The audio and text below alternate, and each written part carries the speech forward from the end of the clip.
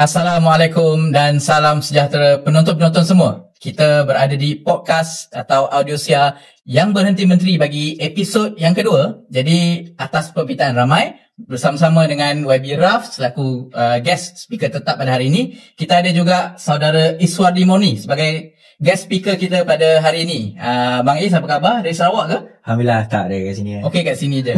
Abang Is, Abang Is dah lama buat live. Berapa tahun agaknya? Kalau ikut buat live 2019, 2018-19, start 2019 lah. Kurang 6 tahun lah. Saya rasa ramai yang terkesima dan ada tarikan berkaitan dengan apa abang buat live tiap-tiap malam semua. Jadi mungkin ramai yang tertanya, siapakah saudara Iswardi Murni sebelum buat live sebenarnya? Abang ada orang panggil apa? Latar belakang. Storytelling yang cantik tau. A good storyteller lah. Oh, okay. Asal kalau ikut pendidikan, saya belajar undang-undang daripada Southampton University UK. Okay. Tahun sama dengan YB. Ya. Yeah. Kenapa kau nampak lagi tua? So aku ada ni. Tahun sama je. Umur pun sama.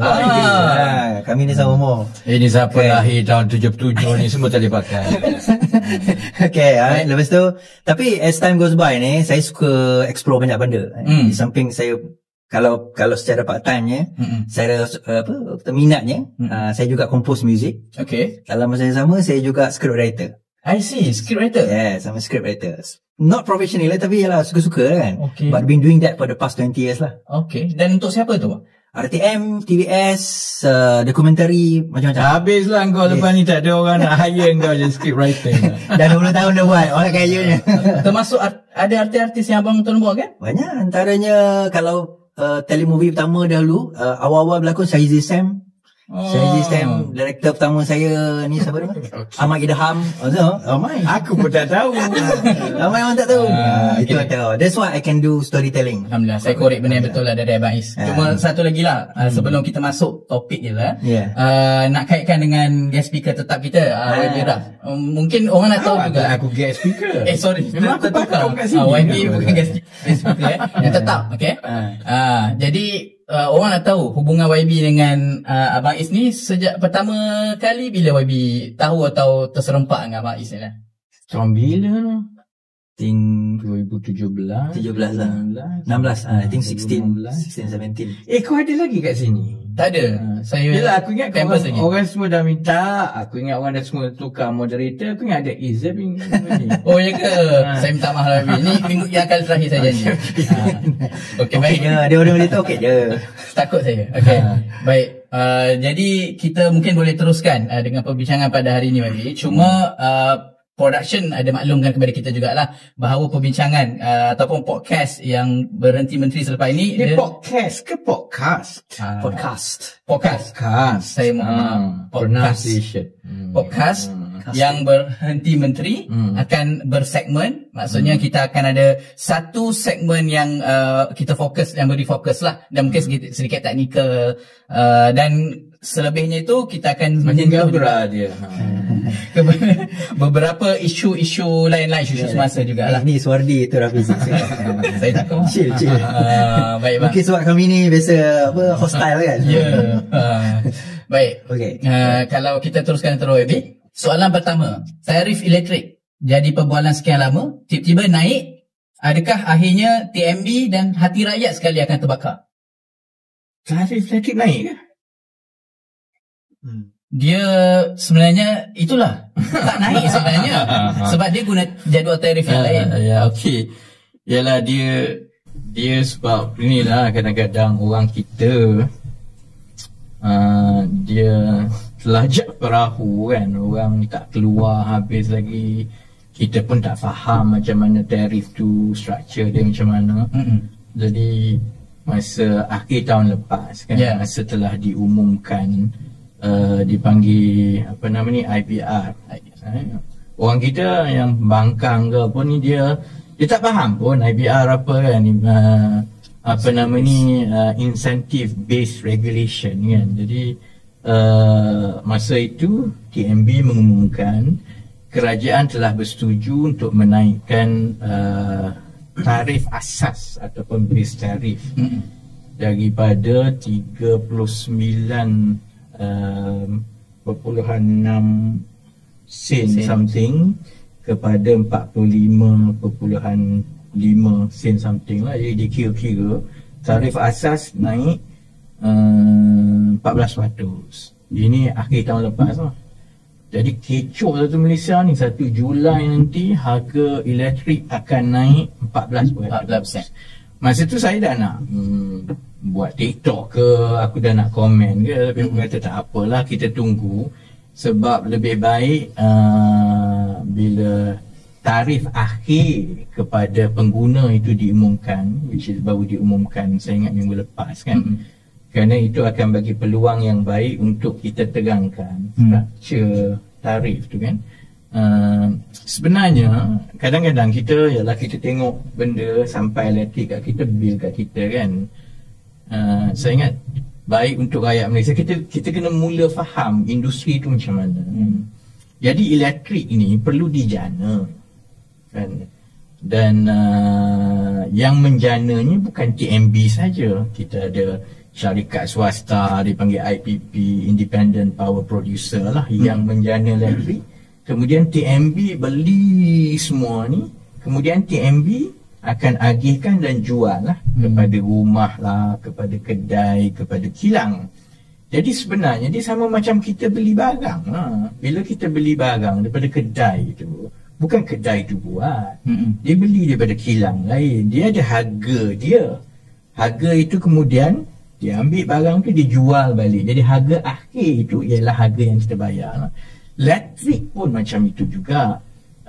Yang diumumkan pada akhir tahun lepas ialah apa yang dipanggil sebagai tarif asas ataupun base tarif, iaitu satu harga yang TMB beli daripada semua penjana elektrik di Malaysia ini. Sebenarnya memang harganya telah naik sebanyak 14% daripada 39 sen lebih kepada 45 sen lebih. Jadi aku nak tanya balik, aku nak tanya tadi goreng dia kan, semua orang suruh aku bakar. Dia konon dia nak bakar, kau mana bakar dia? So macam mana pula daripada bila TMB beli daripada penjana itu, dia dah naik 14 sen, tapi tiba-tiba sekarang ini bila jadual tarif yang baru pergi, tiba-tiba TMB kata semua orang jimat. Macam mana? Macam mana apa ni? Macam mana? Tanya saya, bukan saya Menteri Ekonomi. Cuba tanya yang ada komen kat luar. Cuba tanya yang duk pukul gendang tarif naik 14% semua ni. Macam mana boleh jadi macam Macam mana boleh jimat? Aku tunggu 6 bulan. Supaya benda ni jadi bising, semua tu baru jawab. Saya komen boleh? Okay, saya ni based on what I read lah, dan memang saya nak cover benda dalam live sebenarnya. Salah satu benda saya tahu, sebab tu dipanggil incentive based regulation kan? So dia incentive based, dia berdasarkan kepada insentif, kepada kepenggunaan, kepada how do kita gunakan benda tu. So nanti contohnya kalau if I write it right lah, dia berdasarkan kepada final apa yang TNB punya penggunaan. Kalau dia boleh jimat kurang daripada apa yang sepatutnya, suruhanjaya tenaga berdasarkan apa yang regulation diberikan, so TNB boleh bagi balik kepada pengguna. Kerana penjimatan dia lakukan. Kalau lebih kena bayar lah. Tetapi kerana penjimatan dia, I think that is better, kerana kita tak menghukum orang yang sebenarnya tak guna banyak compare dengan orang yang guna banyak. This is what I understand lah. Jadi dengan kaedah ini sebenarnya kita dah macam kira memfreedomkan, membebaskan TNB itu sendiri dalam nak memberi kemudahan kepada pengguna-pengguna sebenarnya. So those who use less will get incentive more lah compare kepada mereka yang menggunakan lebih. Compare sebelum ni dia macam pukul rata je berdasarkan kepada rate. This is what I understand lah. Betul ke tidak? Itulah sebab itu ialah podcast ni, not podcast. Baik. Podcast. Salah satu yang saya harap kita boleh buat sedikit ialah benda-benda yang kompleks ni, yang di mata rakyat benda tu mudah. Contohnya tarif elektrik dan sebagainya. Sebenarnya dia cukup kompleks. Betul. Contohnya TMB bagi pihak kerajaan lah TMB kena beli pada harga yang dah naik 14%. Kenapa harga naik 14%? Adakah TMB akan kaya raya? Sebab orang marah TMB ni. kenapa dia untung berbilion-bilion TNB, sila bagi rebate percuma kat aku lepas ni sebab aku nak puji TNB kan. Orang marah TNB setiap kali naik kan, tak guna punya TNB, untung berbilion-bilion, tapi kenapa tarif naik juga. Sebenarnya yang ini melibatkan Kementerian Ekonomi, dia juga melibatkan Petra, Suruhanjaya Tenaga sebenarnya. The two main kementerian yang terlibat, Petra dan Kementerian Ekonomi. Untuk dia sama macam kita nak beli daripada kilang kan. Kilang ni nak tetapkan harga. Dia adalah kalau dia jual kasut kan. Dia ada harga kos pekerja dia, harga sewa dia, kemudian raw materials dia kan. Elektrik pun sama. Daripada 100% kos yang dikira untuk menetapkan tarif asas yang TNB kena beli elektrik itu, setiap unit itu, dia ada lebih kurang 4 kategori. Yang paling besar sebenarnya 69% daripada kos daripada 45 sen yang sekarang ini ialah sebenarnya kos tenaga. Sama ada arang batu ataupun gas. Dan yang paling sikit, masih lagi kecil sekarang ni renewable lah, solar kan. Jadi itu kos tenaga sebenarnya yang di luar kawalan negara dan TNB dan sebagainya, kerana diikut harga pasaran dunia itu 69% daripada kos tarif satu unit elektrik. Seterusnya ialah 21% ialah kos untuk sambung elektrik dan letak infrastruktur daripada pencawang besar nak sampai kat rumah kita. Dia kena bina base station satu-satu, dia kena bina PMU, pencawang masuk utama semua tu kan. Yang itu tu dia tak percuma sebenarnya, kita sebagai pengguna kena bayar lah kan. Yang itu 21%. 9% lagi ialah untuk buat grid. Daripada penjana yang power station tu dia nak hantar kepada pencawang masuk utama tu, itu grid besar-besar pylon semua tu 9%. 1% ialah cost single buyer and administrative semua kan. Yang orang tak tahu begini tau. Sebenarnya setiap 3 tahun kerajaan kena tetapkan berapa harga tarif asas yang kerajaan kena bayar, TNB beli dan kerajaan kena bayar kepada TNB tau. Itu yang jadi 45 sen tu kan. Kerajaan tetapkan setiap 3 tahun. Tapi sebenarnya keuntungan TNB sebenarnya dikawal. Sebab keuntungan dia pakai WACC. WACC itu berdasarkan semua itu 7% kan. Jadi sebab itu yang berlaku ialah nak tak nak, kalaulah ada orang di luar tanya saya lah, kenapa harga elektrik naik, boleh tak turunkan? Dia payah sikit lah, kerana harga untuk menjana elektrik ni 69%-nya bergantung kepada bahan api. Arang batu kita import. Gas sekarang ini kita makin import. Kalau di Semenanjung 30% daripada keperluan diimport, dan untuk 2-3 tahun akan datang dia akan terus naik dan terus naik sebab gas kita makin tak ada kan. Jadi gas ni ikut pasaran dunia. Kalau harga minyak naik, harga gas naik lah. Jadi sebab itu, kalau nak katalah ada mana-mana kerajaan yang boleh menurunkan harga elektrik, susah sikit lah.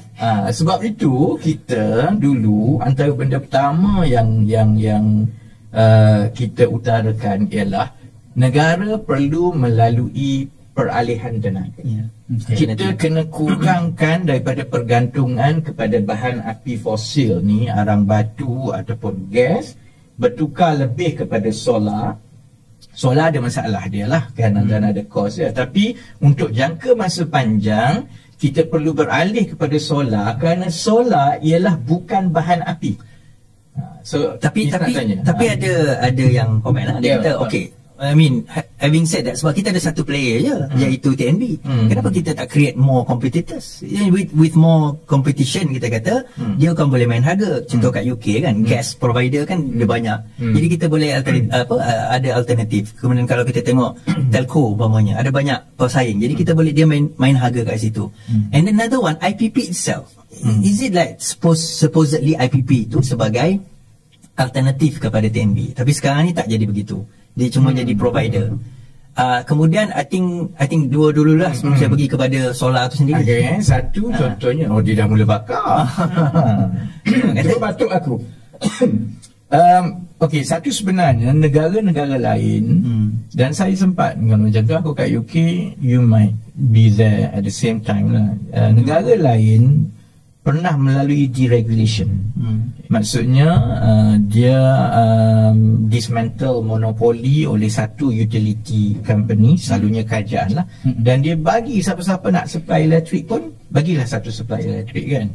Pengalaman yang contohnya baik. Okay, I can tell straight away, pandangan saya tidak bersetuju kalau kita tak berhati-hati dengan deregulate macam itu. Sebab pengalaman yang pernah berlaku di negara Eropah, terutamanya UK. UK dalam akhir tahun 90-an dia buat macam tu. Dia kata, okey lah, kita buka semua untuk siapa-siapa nak supply elektrik, ambil lesen buat kan. Yang berlaku ialah akhirnya memang ada banyak player ni. Bila banyak player, dia sebenarnya dia push the prices up rather than competition going down. So 3-4 tahun kemudian benda tu tak jadi. And dia regulate balik. UK sekarang slowly, I think negara-negara lain pun slowly coming back to a hybrid of a total free market competition. Dari segi itu sebenarnya pandangan saya model yang ada di Malaysia ini adalah baik. Sebabnya begini, keputusan kalau orang tanya kenapa TMB ialah monopoli. Dulu TMB bermula dengan total monopoli, daripada penjanaan kepada transmission dalam bahasa Melayu apa dia? Ya, barang. Kan menghantar transmisi kot lah. Kepada distribution lah kan. Semua tu TMB buat. Kemudian bila mari IPP lah, we can go into the IPP lah nanti lah. Modelnya sekarang ialah the backbone infrastructure, oleh kerana dia kepentingan negara, transmission line semua ni ialah memang TMB satu saja. Because kalau you ada 2-3 pun, satu ialah pelaburan tu besar, transmission line ni billions worth of investment. Kemudian kalau ada 2-3 ni, dia nak sambung, dia nak tu, it's not, so dia tak semudah itu. Jadi model yang dibuat ialah penjanaan itu dibuka.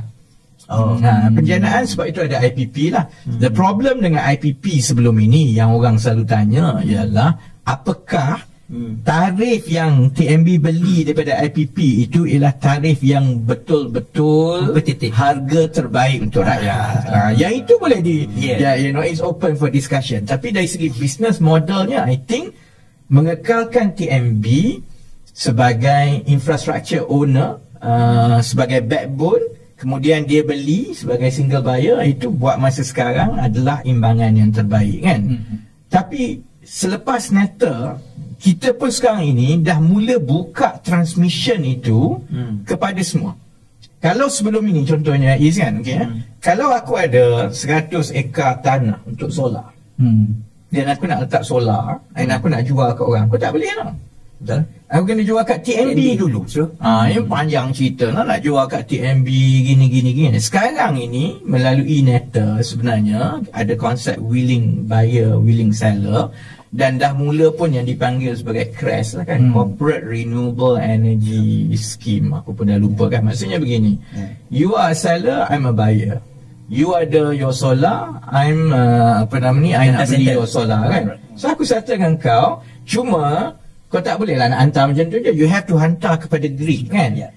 Then you boleh hantar kepada grid and you just bayar what they call it sebagai facility charge ataupun wheeling charges.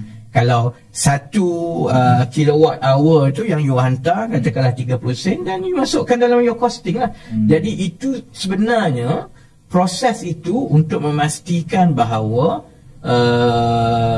fungsi dan peranan TMB itu tidak dilihat sebagai terlalu mencekik sebab dia monopoli. Is happening bit by bit. Cuma of course keperluan tenaga sekarang kita ni sangat tinggi kan. Dan dia sangat tinggi itu terutamanya oleh kerana kemasukan data center, pusat-pusat data yang ada ni, sebab dia orang consume electricity 24 jam sehari kan. Jadi kalau tengok unjuran keperluan tenaga itu memang melangit.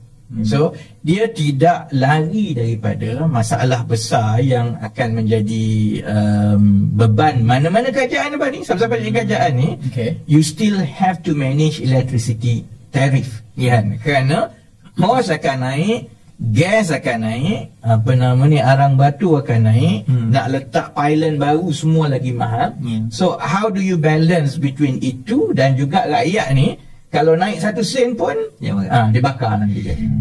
Isu di crash tu semua dah di-implement ke? Dah ada undang-undang? Semua dah ada dah.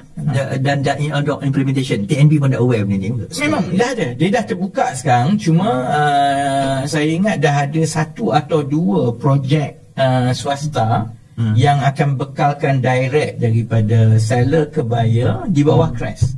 Sebab satu projek tu, katakanlah, yang selalunya yang nak sangat ni ialah kilang besar ataupun data center lah kan. Katakanlah dia nak 500 megawatt. 500 megawatt ni paling kurang pelaburan 3-4 bilion lah. Jadi dia nak kena ada tu. Tapi dengan membuka begitu, kita berharap lebih banyak syarikat swasta mula masuk solar. Sebab itu kita tengok dalam 1-2 tahun kebelakangan ini banyak syarikat swasta nak masuk solar. Sebab dia tak sama macam dulu. Dia kan actually jual terus and they just bayar willing charges. Tapi instead of solar, is it better kalau kita go into nuclear? Itu pun ada veteran ada yang mempersoalkan, because solar ni requires a lot of land. Dan bila kita dah pakai benda tu, you know, opportunity cost kita kat situ kan. Kita dah guna solar, kita tak boleh buat benda lain. So isn't it better kalau kita go into a nuclear rather than kita boleh solar? Dasarnya memanglah kita dah kerajaan negara sekarang memang kita dah terbuka untuk nuklear. The only thing about nuklear ni sebenarnya satu kosnya tu masih lagi mahal tau. Orang kata nuklear, tapi kalau katakanlah kita ada satu kilang nuklear, bila kita kira nak beli elektrik daripada nuklear tu, dia punya base tariff dia tak jadi 45 sen dan tak jadi 60 sen. Sebab dia sebab nuklear ni masih lagi mahal. Sudah tentu ada teknologi baru, dia call it SMR kan, small modular reactor, yang ada di beberapa tempat semua.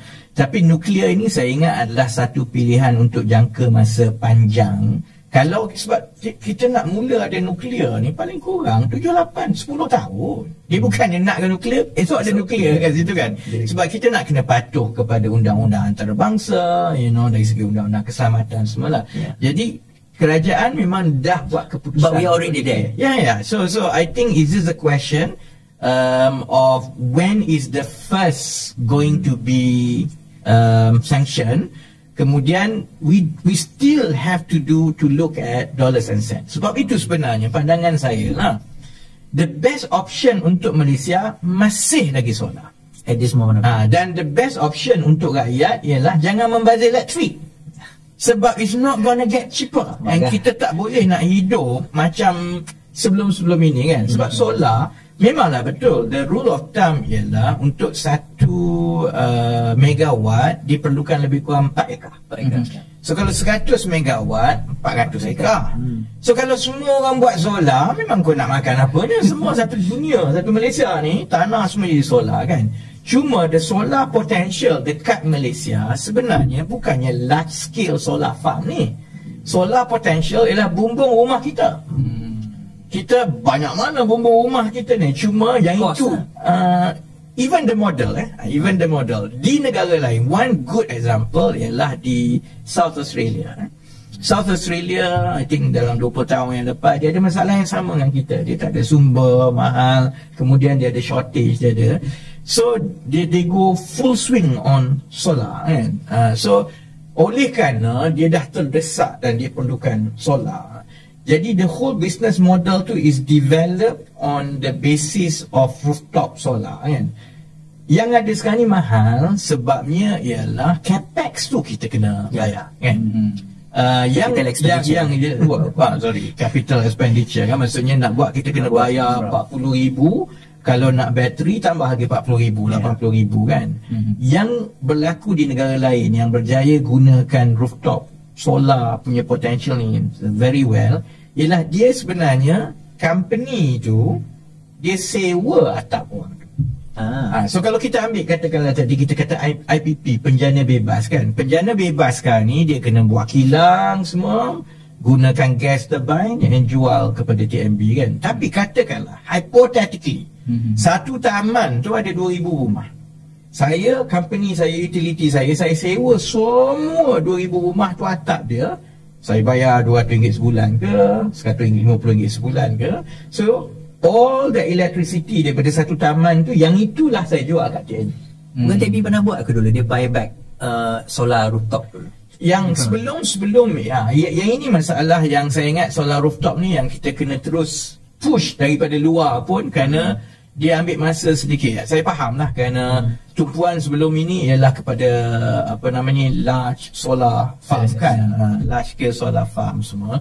Sebab kita belum ada pasaran. Model pun tak ada lagi yang itu kan. Jadi you pernah propose kan yang kementerian punya itu adalah the vision di dalam NETA lah. Tapi maksudnya solar potential dekat Malaysia ni kita takkan dapat penuhi kalau kita bergantung kepada large scale solar farm yang ada macam sekarang, yang pakai 100 hektar 200 hektar. Kita kena secara cepat beralih kepada rooftop solar kerana satu, dia membantu dari segi kelangsungan bekalan elektrik negara. Keduanya, dia sebenarnya membantu orang kan, tiba-tiba rumah dia boleh jana pendapatan lah. So unless we push it, dan untuk itu berlaku ada banyak step dia lah. Kita perlukan satu pasaran. Pasaran itu then the question, do people sell to TNB ataupun do people sell to an exchange market kan. Yang itu yang insyaAllah lepas ini kita kena tanya berkali-kali lagi lah. And I hope to see lah dalam tempoh 3-4 tahun ini benda ni dah mula boleh berlaku lah. Because once kita dah boleh unlock rooftop solar, dan paling kurang kita boleh cepatkan peningkatan komposisi penjanaan daripada solar. Kepada siapa kita nak tanya ni? Petra? Petra, kepada Kementerian Ekonomi, whoever is, siapa-siapa kan. So itu satu komponen dalam NETA yang sebenarnya melibatkan rakyat, dan dia bukan soal tarif semata-mata, dia juga soal kelangsungan electricity negara. Tapi masih lagi belum menjawab kenapa base tarif 45 sen naik 14%, tetapi tiba-tiba jadual tarif murah jimat RM4. Belum jawab lagi. Ya, betul. Jadi saya boleh sempat lagi Google kan. Saya tanya sebab dia kerja kat situ. Itu average. Jadi yang saya tahu dia itu average lah maybe yang bukannya dicerminkan kepada end user. Jadi end user ni dia ada guna kepada penggunaan dia lah, dia kepada usage. Yes. Itu penyebatan tadi kita sebut. Itu yang Is kata tadi. Sebenarnya bila kerajaan tanggung yang naik 14% tu daripada 39 sen, 39.6 sen kepada 45 point, aku dah lupa 5 sen ke apa kan. 14% itu sebenarnya yang kerajaan tanggung. Kerajaan kena bayar kat TNB tau. Banyak itu kan. Tapi bila kerajaan menetapkan jadual tarif itu, kerajaan kena ambil kira lah. You tak boleh lah nak charge semua orang yang sama. Sebab ada orang pakai elektrik sikit, ada orang pakai elektrik banyak kan. Dan sebenarnya 85% daripada isi rumah kita, penggunaan elektrik dia bawah 600 kWh. Kan? Jadi sebab itu daripada base tarif itu dia ada, kalau tengok kat TNB punya website sekarang ni panjang lah. Dia ada dia punya generation cost, dia ada AFA, dia panggil automatic fuel adjustment. Kemudian dia ada itu semua nanti akan melibatkan apa yang dipanggil rebate. Rebate itu ialah mengikut penggunaan. Jadi contohnya orang yang pakai di bawah 200 kWh sebulan, dia hanya bayar 25 sen. Maksudnya 20 sen kerajaan tanggung. Subsidi kan. So as you go along, dia akan comes closer. Jadual tarif yang baru ini, kalau you hit 1000 kWh, maksudnya you dah nak kena bayar the actual cost lah, 45 sen ya. So the lesser the subsidi lah dekat situ. Ada lesser subsidi. Jadi rumah 85% sebenarnya memang pakai 600 lah. Kalau 600 tu saya ingat 600 tu masih lagi dia dapat 9 sen rebate. So maksudnya dia bayar lebih kurang 36 sen berbanding dengan kos 40 sen. Jadi sebab itu bila dah dicampur ambil semua ni, Sebab itu bila kita banding, tengok berdasarkan jadual tarif baru sebenarnya boleh jimat RM4 kan. Tapi of course lah, yang macam mana pun poket kiri masuk poket kanan lah, kerana yang menanggung itu masih lagi kerajaan. Kerajaan kena bayar mengikut bil akhir, dan bil akhir ni masalah. Sebab bil akhir yang sampai kepada kerajaan 45 sen tu, satu unit tu, ialah berdasarkan unjuran harga gas dan arang batu masa kita kira tahun lepas tu. Katakanlah perang berlaku, ya, macam sekarang. Macam sekarang kan, tiba-tiba harga naik 75, katakanlah dia naik 100 kan. Kalau anggaran masa itu ialah harganya, katakanlah hypothetically, katakanlah $65 satu barrel, kan? So bila naik ke 100, kerajaan kena tambah ni tau, 35. Tapi harga itu tak berubah. Sebab harga jadual tu tak berubah, harga yang kita bayar tu tak berubah, tetapi harga yang perlu dibayar kepada TMB tu akan turun naik. So where do we get the money from? Itulah akhirnya kerajaan kena memperuntukkan subsidi yang lebih. Duit tu pinjaman lah kebanyakan. Tak, duit tak boleh pinjaman. Kerana subsidi adalah belanja mengurus. Belanja mengurus mengikut perlembagaan mestilah daripada hasil negara, tak boleh pinjam. Cuma kalau kita dah kutip cukai banyak-banyak ni, tiba-tiba nak kena bayar subsidi elektrik banyak ni, naik mendadak sebab harga gas naik mendadak, maka kalau tambah 10 bilion kat sini, kenalah potong 10 bilion di tempat lain. Selalunya yang dipotong apa dia? Belanja pembangunan. Sebab belanja pembangunan mengikut perlembagaan boleh dipinjam. Jadi dipotong kat belanja pembangunan. Potong belanja pembangunan termasuklah mungkin hospital kurang, sekolah kurang, jalan kurang, universiti kurang dan sebagainya. So that's how the mechanics work. Panjang cerita kita. Ini je satu podcast. So lepas ini ramai rakyat Malaysia boleh jadi menteri, InsyaAllah, sebab dah tahu macam mana harga elektrik ditetapkan. Orang yang senang So contohnya itu pun tak habis lagi tu. Base tarif yang 45 sen tu pun, itu pun berdasarkan harga subsidi daripada Petronas. Petronas ada bagi subsidi lagi. Nak sampai 45 sen tu pun dah ambil subsidi daripada Petronas. Sebab Petronas, saya ingat, jual gas kepada penjana ni pada harga RM35 per MMBTU. Unit gas ialah per MMBTU kan. Harga pasaran kalau 60 plus lebih kurang 45. Itu pun dah RM10 satu unit. So dia tanggung ni balance tu. Yang itu Petronas tanggung. Yang difference tu. Yang itu Petronas tanggung. Kalau Petronas tak tanggungnya itu, maka dividen Petronas lebih. Dividen Petronas lebih, boleh bagi kerajaan lebih, kutip cukai kurang lah. Jadi all this sebenarnya berkait kan. Cuma marilah menteri macam mana pun, kerajaan macam mana pun, you tak boleh lari daripada benda ini. Sebab itu saya kata yang penting kurangkan guna elektrik. Kan, yang itu memang betul lah. Orang kata panas lah ini semua. Orang akan kecam lah, kata apalah jadi menteri, suruh kurangkan guna elektrik. Kau boleh lah kau menteri. Tapi sebenarnya benda itu tidak akan berubah. Dia akan menjadi lebih mahal dan lebih mahal dan lebih mahal lah.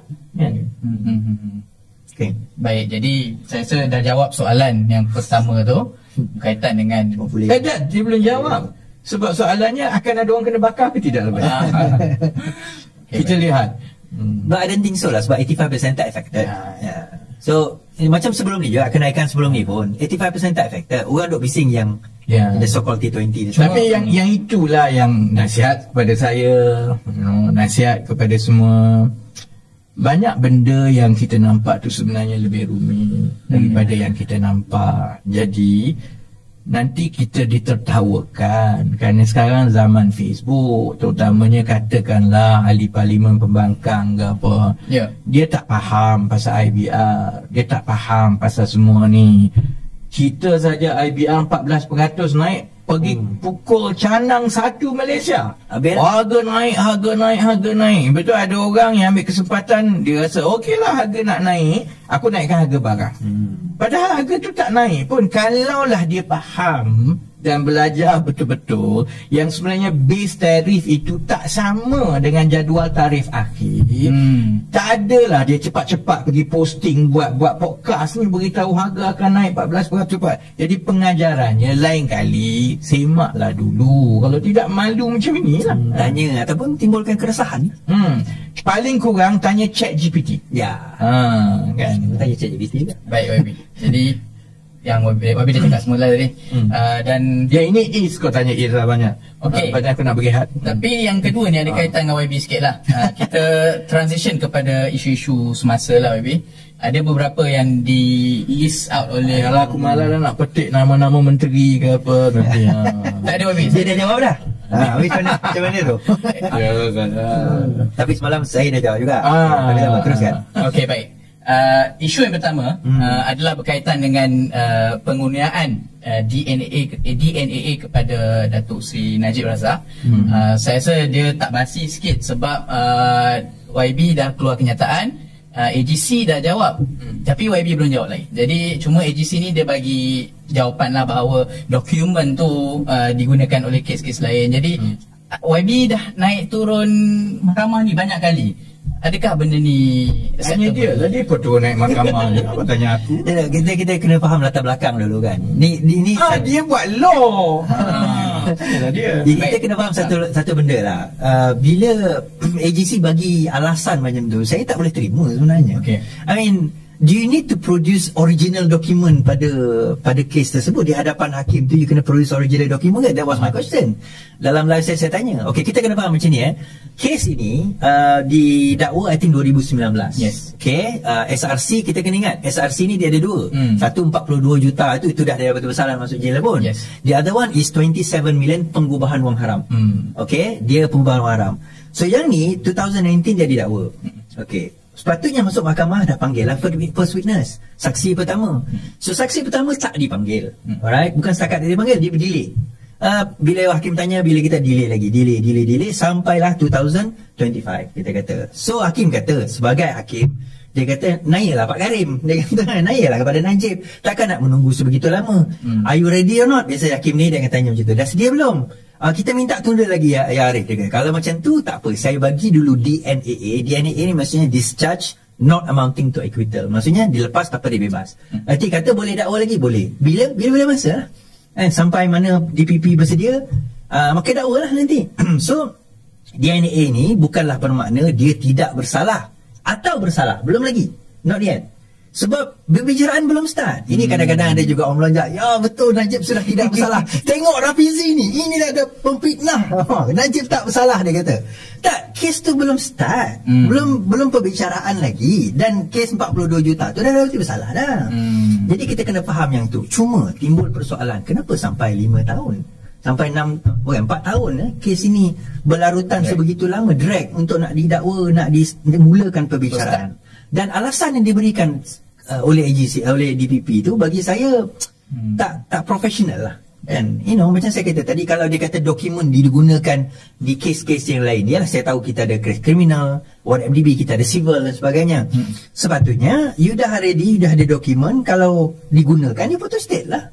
You are within one department, takkan you tak boleh guna benda tu kan. Dan I believe yang Arif tu dia tak adalah tak akan menolak kalau benda tu you photo state dan sebagainya. Kalau itu alasannya lah. Kenapa alasan sebenar tu beats me lah. Saya pun tak tahu apa alasan sebenar, kenapa. Tapi kadang-kadang dia mungkin, ini anggapan saya, I could be wrong on this, ketidakbersediaan pendakwa raya tu sendiri ke atas bukti-bukti dan apa orang kata pendakwaan tu sendiri. Ini mungkin, dan alasan dokumen tak dibawa mungkin itu dijadikan alasan saja. Sebab nak dakwa ni kadang-kadang kita kena ada kes yang solid, dan mungkin kan tergesa-gesa ke apa ke, I don't know. Contoh dulu kes Tun Sri Zahid Hamidi, kes akal budi kita kata, dan juga kes visa luar negara. 40 kes tu pun didapati tidak bersalah. Ada time bila saya baca judgement, saya kata ini memang pendakwa raya ataupun pegawai penyiasat sendiri sebenarnya tak ready dengan apa BLS tu lah ya. Visa luar negara tu kan. Yang dia orang kata dia dakwa dalam keadaan tergesa-gesa. Saya nampak, saya baca judgement. Saya kata kenapa benda ni tak produce, benda ni tak ada, benda ni just sampai marah tau. Dia kata, entah duit tu bukan Zahid apa, entah kamu bertiga yang saksi tu, kamu bertiga pergi enjoy duit tu. Judge kata dalam judgement, jarang judge cakap macam tu kan. So, kadang-kadang yelah, mungkin at that time kita ni over excited nak mendakwa orang. Dia macam ni lah tuan-tuan. Saya selalu kata, kita kena berpegang kepada prinsipnya, prinsip undang-undang tu sendiri.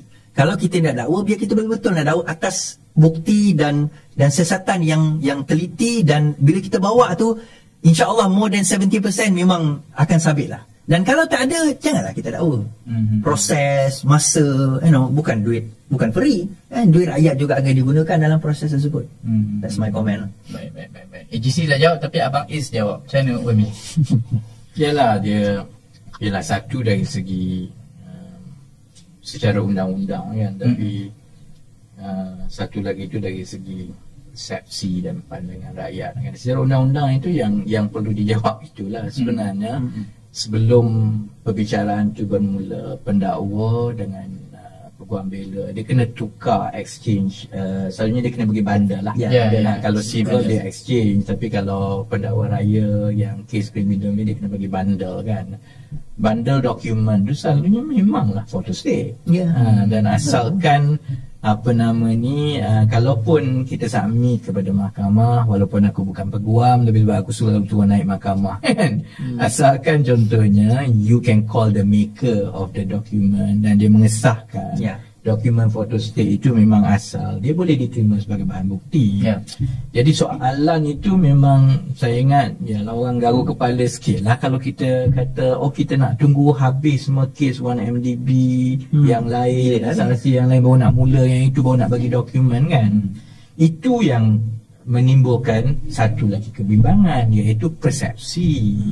Kerana ada beberapa siri kes yang melibatkan 1MDB ni dilihat terlepas kan, contohnya yang melibatkan anak tiri Datuk Seri Najib. Jadi kes ini bila dapat DNAA, walau apa pun alasan yang diberikan oleh AGC sebahagian daripada rakyat akan kata, adakah ini harga yang dibayar oleh kerana UMNO berada di dalam kerajaan perpaduan? Jadi itu akan mendatangkan masalah. Jadi sebab itu saya sebagai backbencher, saya kena ingatkan kepada kerajaan, benda ini dicey. Saya tak tahu apa yang berlaku, betul ke tidak ini sebab semata-mata soal dokumen ataupun ada permintaan ke apa, kita tak tahu. Dan sebagai rakyat biasa, kita berfikir macam rakyat biasa lah. Rakyat biasa akan kata, ni kalau kita tengok ni track record ni lepas satu-satu ni, adakah ini bermakna kes ini pun nanti akan gugur dan hilang begitu saja? DNAA lepas tu hilang sebab ini sebahagian daripada package. Kerana bila dia jadi sebahagian daripada package, kalau macam pengundi tegar kepada Pakatan Harapan, dia marah lah. Dia kata, I didn't vote for you untuk ini. You have to be, apa yang berlaku ni kan. So itu kebimbangan saya. Sebab itu saya minta supaya tak apa, you kata sekarang you are not ready, dokumen tengah tunggu daripada kes yang lain, tak apa, but mesti ada komitmen kena charge balik. Jangan DNAA lepas tu hilang, DNAA lepas tu tak charge balik kan. DNAA bagi time frame lah, sebulan. Kalau itu yang hakim duk tanya lah, bila kan. Jadi sepatutnya saya haraplah, kerana akan ada harga politik yang perlu dibayar. Betul. Kalau ini nampak berterusan, maka itu akan menguatkan lagi. Dan orang macam macam saya sekarang, kita nak berdepan dengan pembangkang, payahlah kita. Kan? Kita kata prinsip gini-gini, dia kata DNA. Letih kita kan. Jadi, dan yang lebih penting sebenarnya itu mandat yang diperolehi oleh Pakatan Harapan dahulu, iaitu untuk kita pastikan we see through the process yang berlaku adil kepada rakyat. Kerana 1MDB ini telah memangsakan rakyat. Kalau ada orang biasa yang dituduh mencuri duit kerajaan 27 juta dunia engkau kan. Satu lagi perspektif yang mungkin dia langsung tak terlibat dengan politik lah, Najib ke kerajaan ke apa kan. Saya dulu selalu pergi mahkamah, dia letak kandang sama tau dengan orang-orang lain yang tertuduh ni. Banyak yang tertuduh ni kes dadah kan.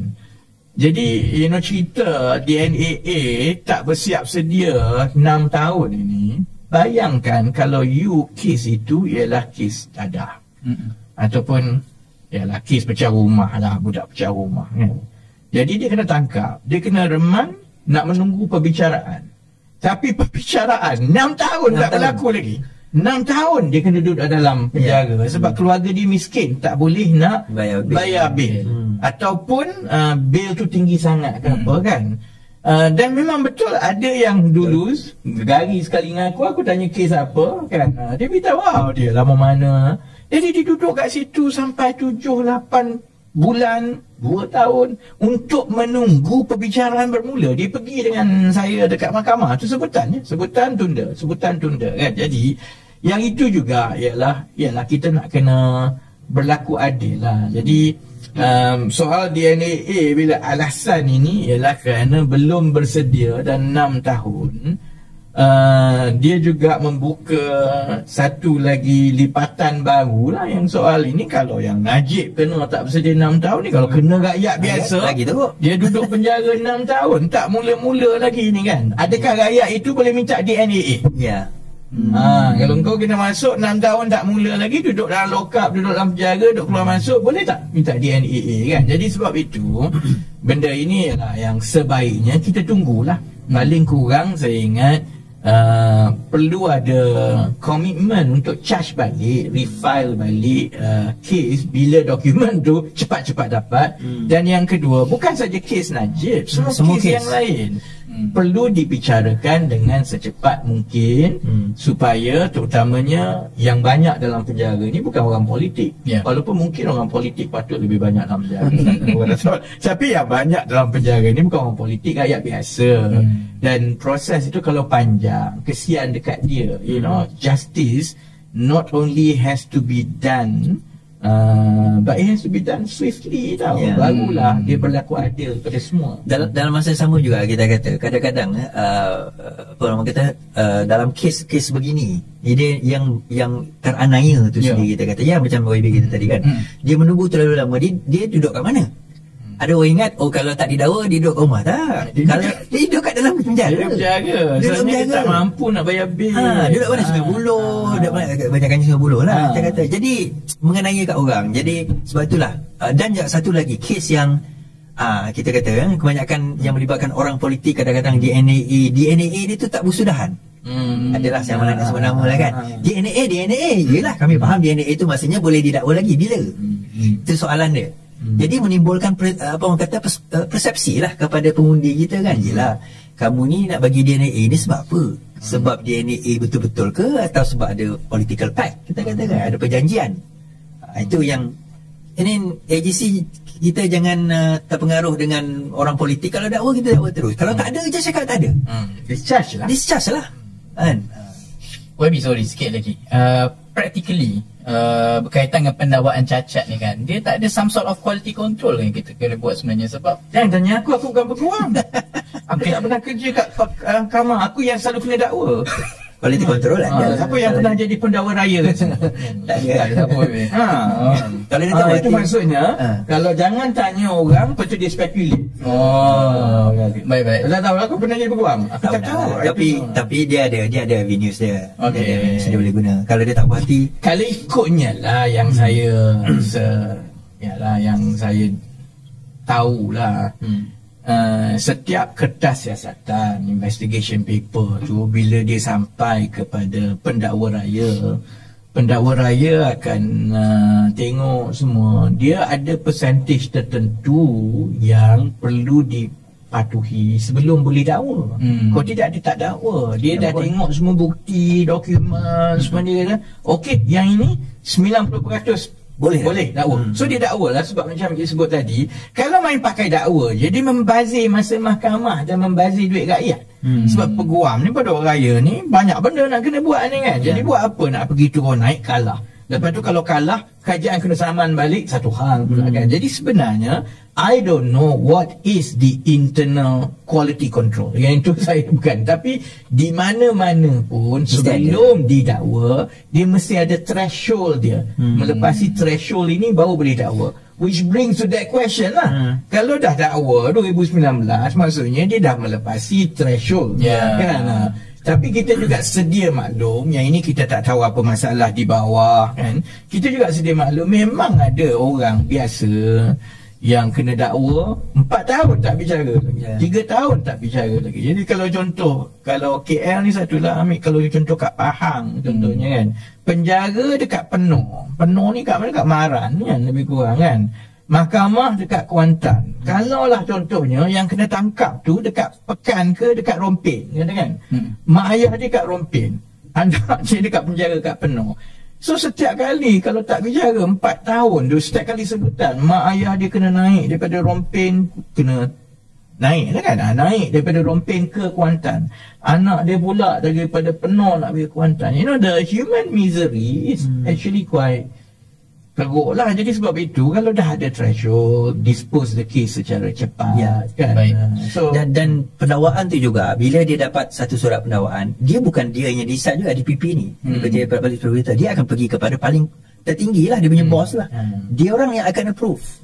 So I mean approval tu sendiri menunjukkan dia are ready, dia orang dah bersedia. Tapi itulah. Baik. Okay, baik. Selesai. Jadi kita orang kena dakwa.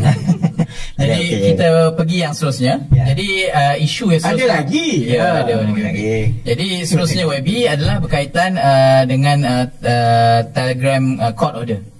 Di mana MCMC baru-baru ini telah memohon dan High Court telah grant injunction edisi siasat ini hilanglah. Jadi ialah YB pun pernah jadi menteri sebagainya. Janganlah duk ulang-ulang. Sorry. YB sekarang sebagai rakyat biasa. Melihat jadi menteri bukan rakyat biasa.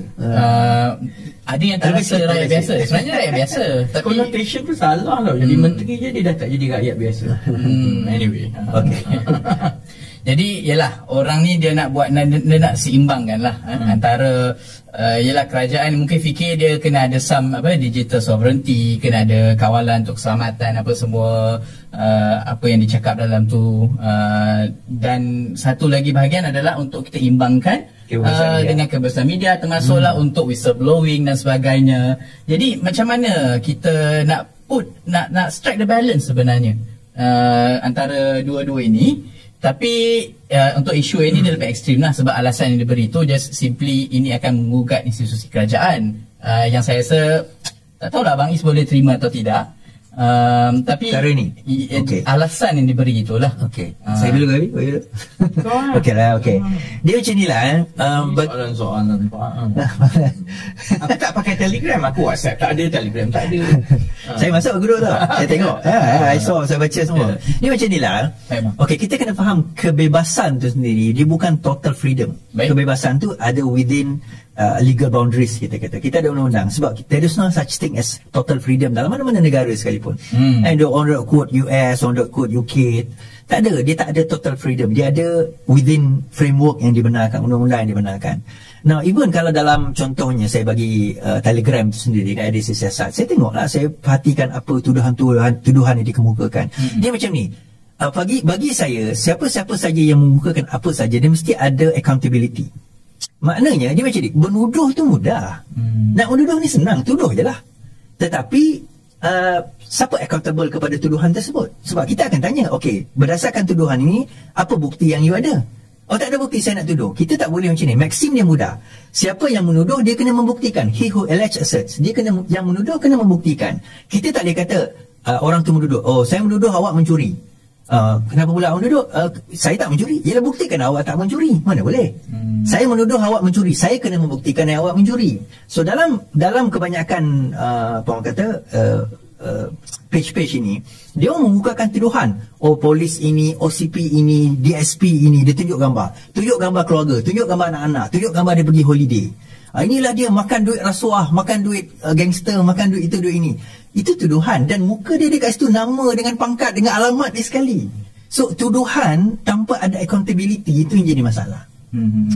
So dia bukan setakat apa orang kata masalah kepada dia as individu, juga keselamatan dia, keselamatan apa orang kata kerajaan, keselamatan kerja dia sendiri. And sometimes ada benda yang dia buat. Contoh, dia kawan saya bekas, dia dah retire dia pun. Dia kata, saya ni dulu kerja perisikan, dan kerja saya memang masuk rumah pelacuran, masuk pusat judi, dan kadang-kadang orang ambil gambar. Oh, rupanya dia sekarang ni masuk rumah pelacuran. Dia masuk tu sebab dia ada perisik. Mungkin dia masuk tu sebagai perisik. Kita ambil gambar, kita sebarkan. Bahaya tak pada dia? So sekarang ni accountability tu tak ada. Jadi dia menuduh. Ada yang kata, tapi dalam page tu ada yang betul. You know, some adalah satu dua, terutama yang KDN kena tangkap tu kan. Betul juga kita kata. Ada yang betul. Tetapi kita jangan discount kepada benda yang tak betul. Dia tak justify tau benda yang tak betul tu, hanya kerana ada satu dua benda betul, yang lain tak betul pun kita kena terima juga. So macam mana accountability tu kena ada. Bagi saya, when we talk about whistleblower, kalau dia ada bukti, semalam saya buat live ni, saya kata few nights ago, saya kata contoh pada zaman saya, Rafizi dulu. Siapa Rafizi? Wabi Rafizi dulu, dia bila dia buat tuduhan tu, dia sertakan bukti.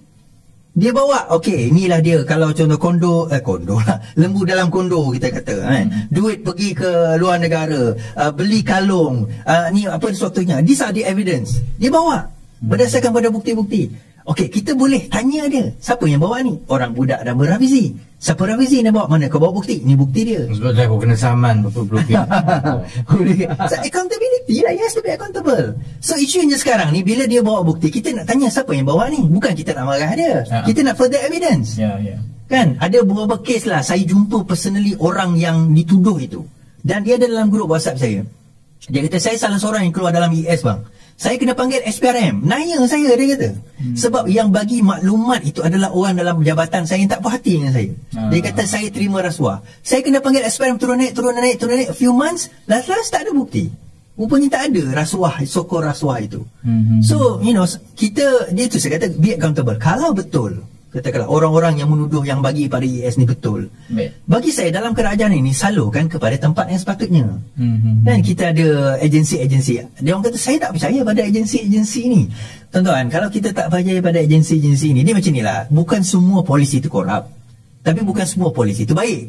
Kita akui juga, tetapi bukan semua polisi itu korup, bukan semua SPRM itu korup. Kan? So kita kena bawa kepada tempat sepatutnya. Contoh yang Sabah baru-baru ni kan, that guy yang dia dedahkan pasal 5 nama adun,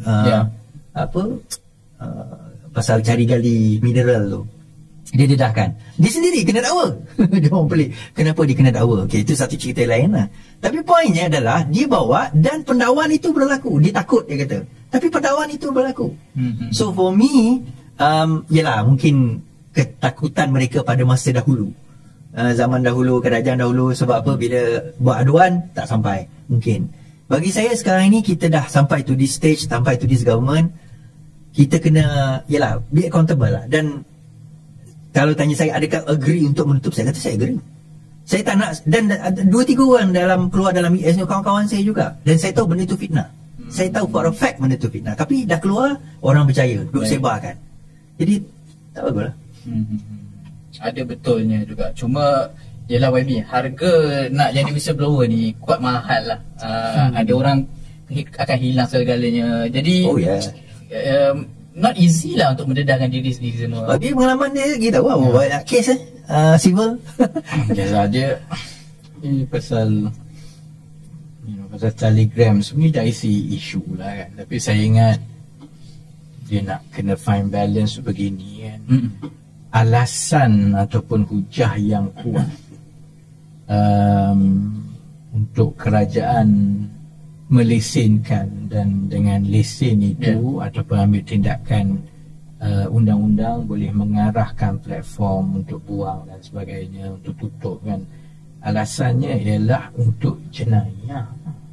Untuk jenayah, maksudnya ialah jenayah apa namanya, scammer, seks, apa ni, pelacuran dan sebagainya kan.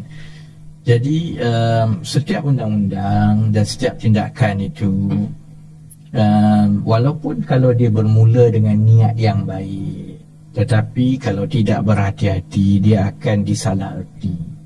Jadi kalau anything saya ingat yang pasal edisi siasat ini, kalaulah sebenarnya ada 10-20 tindakan yang sama mengenai benda-benda yang lain, yang scammer dan sebagainya, dia mungkin boleh balance.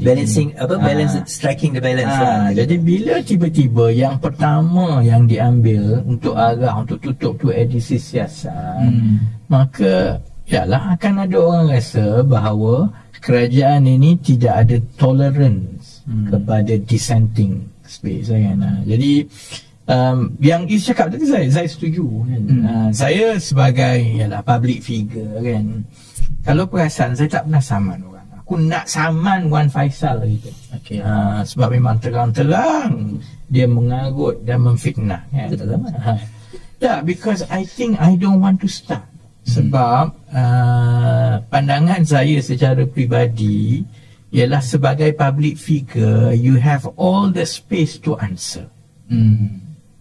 Jadi kalau you ambil tindakan saman orang, tak setuju saja saman, tak setuju jadi saman, kita boleh jawab.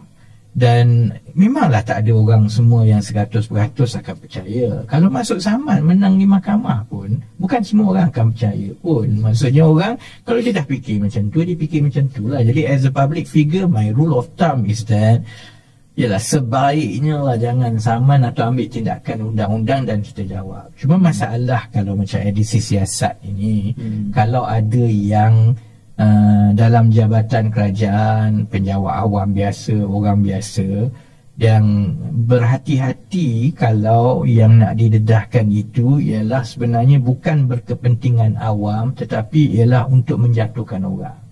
Sebab itu masa saya dulu jadi whistleblower, ni kita pasal whistleblower kan, ada orang marah macam-macam, kenapa tak ambil kes ni dan sebagainya. Surat layang daripada jabatan kerajaan ni banyak datang semua kan.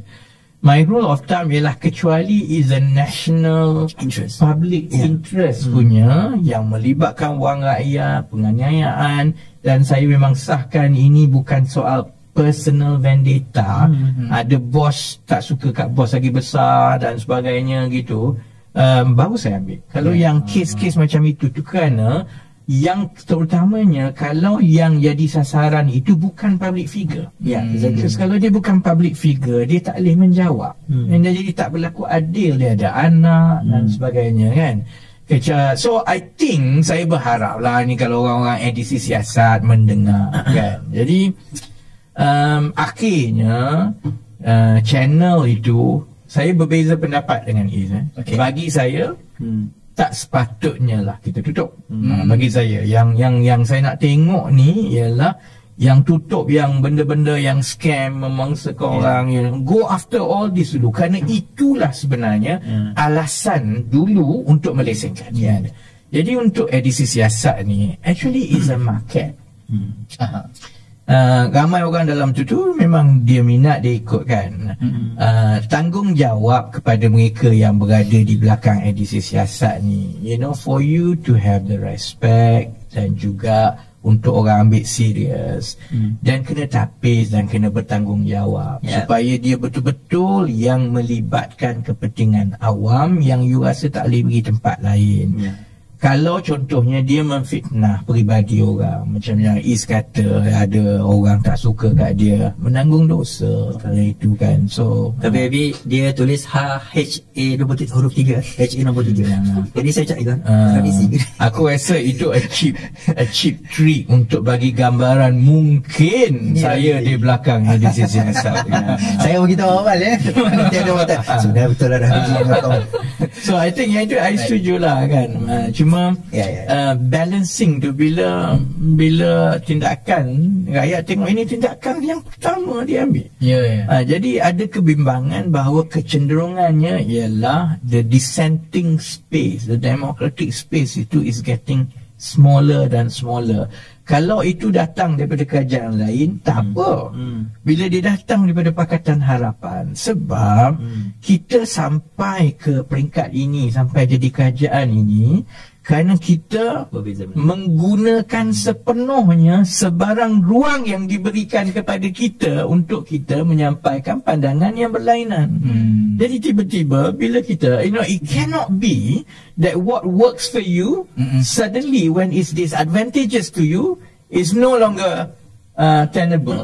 It's no longer good. What works for you, kalau sebelum ini works for you because of the principle behind it, should work now. Dia adalah trade-off dia dari segi keselamatan dan sebagainya gini-gini, but there are ways to get around it seperti mana di negara-negara yang lain, Jadi kalau contohnya di negara lain, kalau ada sesuatu yang dikira melanggar ataupun mencabul hak kebebasan seseorang kan, dia perlu dapatkan warrant dulu. Dia kena buktikan a credible case dahulu di mahkamah. Of course bukan secara terbuka lah. Magistrate ataupun hakim bersetuju that this balanced and memang ini kes yang memang patut tu, barulah dia dapat kebenaran itu kan. So kita ada ruang yang lebih banyak lagi untuk kita build the processes, the regulation supaya kita balancekan begini. Kerana kalau tidak berhati-hati, walaupun niat untuk kita melesenkan platform itu baik, finally yang orang nampak ialah it is being weaponized untuk menutup dissent. Cuma satu tambahan saya lah, ini maklumat saya dapat dalaman juga. Kalau macam page Telegram punya kan, kalau more than 30,000 subscriber dia, dia orang tak boleh request untuk tutup. Maksudnya kita boleh request sebenarnya. Less than that kita boleh request untuk kita tak puas hati. Contoh macam scammer, dia boleh request. Ada some kita kena bagi tahu juga ada yang memang dah ditutup. Tapi bila dia dah reach more than 30,000 tu, itu yang dia terpaksa guna civil. But I agree, sebenarnya avenues tu kena lebih luas daripada tu lah. Sebab sekarang ni kerajaan menggunakan civil. Civil lah, dia menggunakan civil, menggunakan apa maksudnya, yalah avenues menggunakan civil untuk minta tutup tu. Tapi yalah, balance itulah macam bagi kita lah, balancing tu kena ada, which I agree juga. Cuma yalah, kita kena tengok mudarat dan manfaat dari situ. Jadi abang setuju ke tak? Tak, saya sebenarnya to be honest, saya setuju. Aku tak setuju. Saya setuju tutup, Bobby tak setuju. Sebab aku di belakang tu. Tak apa, berbeza pendapat tu. Okey. Tak, tipu je. Kan ada orang betul-betul ambil claim. Apa sih kata? Aku kena tangkap esok, dah ada masalah. Dah, kurang saja. Okey. Baik, selesai yang tu. Setuju dan tak setuju. Baik. Isu yang terakhir sekali yang diberi oleh tim production adalah isu berkaitan dengan pembakaran karikatur PMX YB yang dibuat oleh beberapa mahasiswa di UMS. Jadi mungkin angle yang saya nak cuba ambil inilah, saya tengok sebab YB selalu cakap bila kita nak bagi pandangan atau apa-apa, kita kena ada credibility untuk bercakap benda tu. Jadi yang saya tengok sebenarnya adalah respon daripada macam-macam sayap-sayap pemuda selepas daripada pembakaran tu berlaku. Dan ialah mengejutkan bila ada satu sayap A cakap, orang kritik. Bila sayap B cakap, orang sonor. Dan sebenarnya kita tengok kepada track record lah, apa yang dia pernah buat dulu. Dan sayap A apa? Sebut je lah. Contohnya AMK lah kan. Sebenarnya ialah, to be fair, dia sebagai sayap kerajaan, dia ambil pendekatan untuk menyokong lah sebenarnya lah, logiknya kan. Cuma nampak macam orang tak dapat buy in benda itu, YB. Mungkin sebab ialah keadilan dan Pakatan Harapan dulu pernah dilibatkan dengan stun yang begitu. Jadi suka untuk bila kita dah jadi kerajaan, kita pula cakap beradab lah, janganlah itu dan sebagainya kan. Jadi suka juga sebagai saya pemuda ni, sebenarnya macam mana kita nak respon tu that lah. Kita pernah bakar ke gambar Perdana Menteri? Walaupun kita tak pernah lah, walaupun kita terpalit kan. Yalah, I think yang paling penting ialah don't shoot the messenger. Itu satu lah.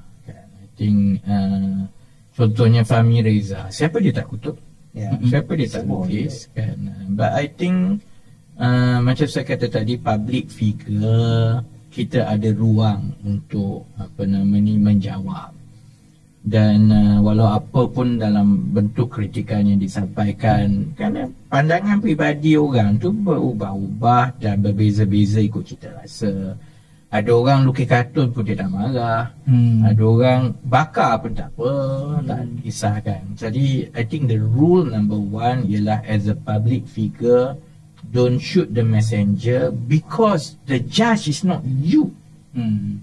Judge-nya ialah rakyat. Kan, jadi sebenarnya is a dynamic thing. Katakanlah ada pimpinan A, kemudian ada protes, dan cara protes itu katakanlah bakar, kan. Sebenarnya apa rasa pimpinan A itu tak penting.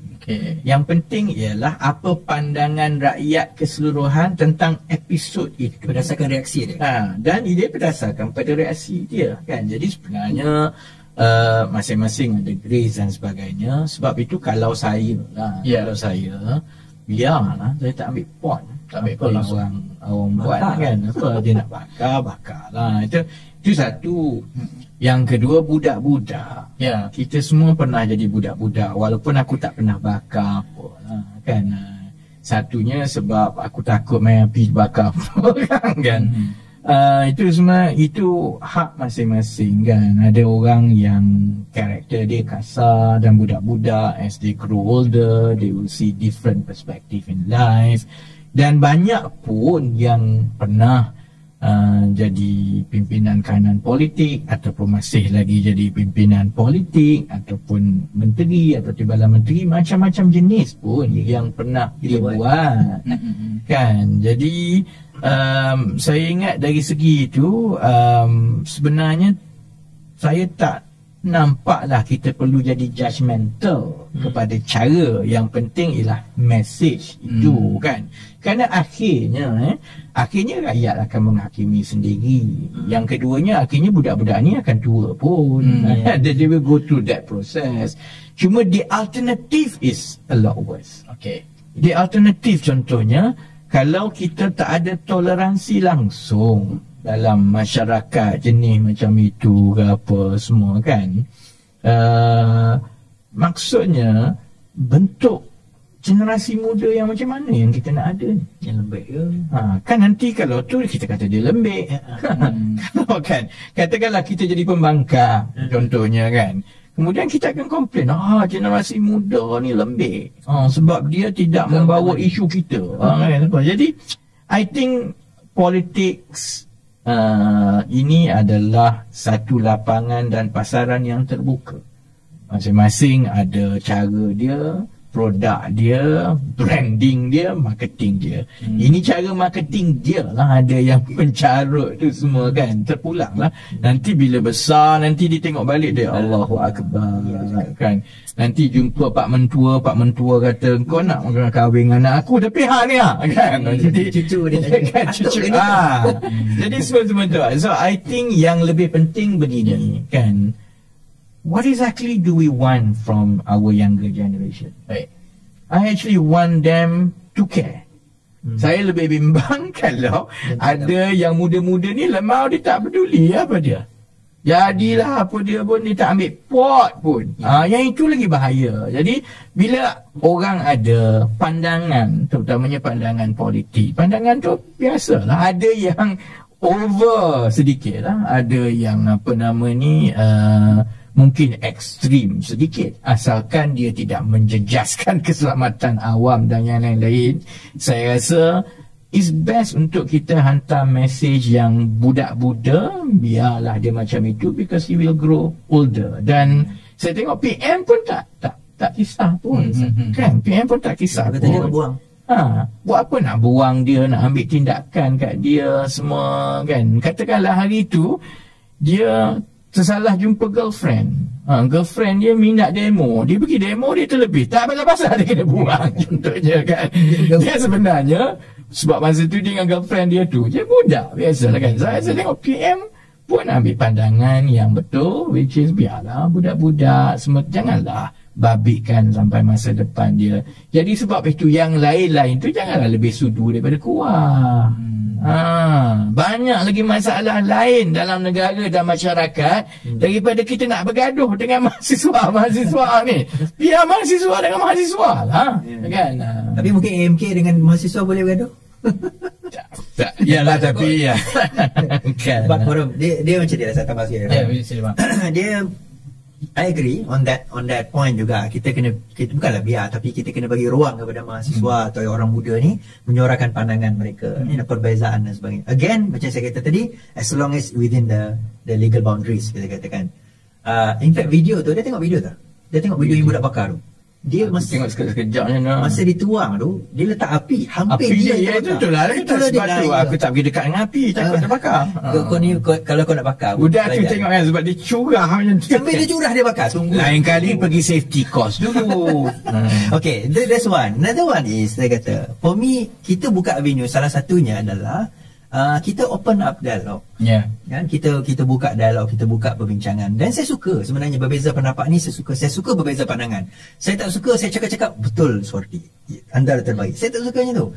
I like different opinion, tetapi biar different opinion tu dengan hujah yang menarik, hujah bukan ad hominem, bukan kutuk-mengutuk dan sebagainya, bukan satu hujah strawman argument, bukan.